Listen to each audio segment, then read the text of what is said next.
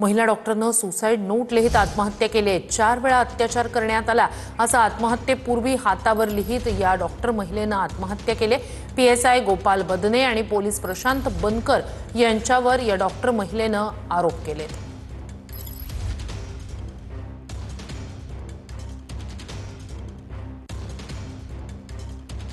फलटण उपजिल्हा रुग्णालयातील महिला डॉक्टरनं सुसाईड नोट लिहित आत्महत्या केली आहे। महिला डॉक्टरनं हातावर सुसाईड नोट लिहित जीवन संपवलंय। महिला डॉक्टरकडून आत्महत्या करण्यापूर्वी 4 वेळा अत्याचार केल्याचा उल्लेख तिच्यावर अत्याचार झाल्याचा उल्लेख सुसाईड नोटमध्ये तिनं केलाय। महिला डॉक्टरकडून आत्महत्या करण्यापूर्वी पीएसआय गोपाल बदने आणि पोलीस प्रशांत बनकर यांच्यावर आरोप करण्यात आलेत।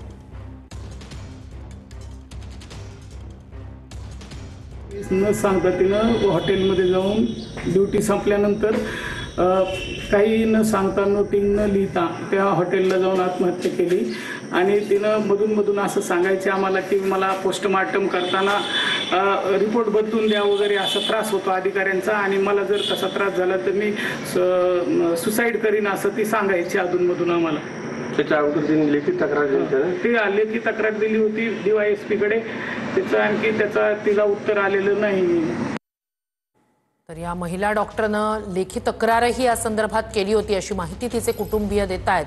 फलटणमध्ये सुसाईड नोट लिहित महिला डॉक्टरनं आत्महत्या केली आणि पीएसआय गोपाल बदने पोलीस बनकर यांच्यावर तिनं आरोप केलेले आहेत। फलटणमधली महिला डॉक्टर जिनं हातावर सुसाईड नोट लिहित आत्महत्या केली।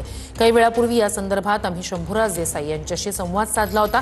फोन लाईनवरून त्यांनी काय प्रतिक्रिया दिली होती ऐकूया।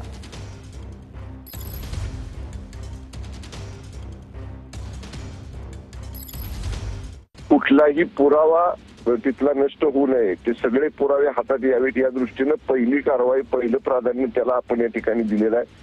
आणि मी एसपीना स्वतः सांगितले की तुम्ही पहिल्यांदा जे कोणाची नाव आहेत त्यांना पहिल्यांदा ताब्यात घ्या, अटक सत्र पहिलं सुरू करा।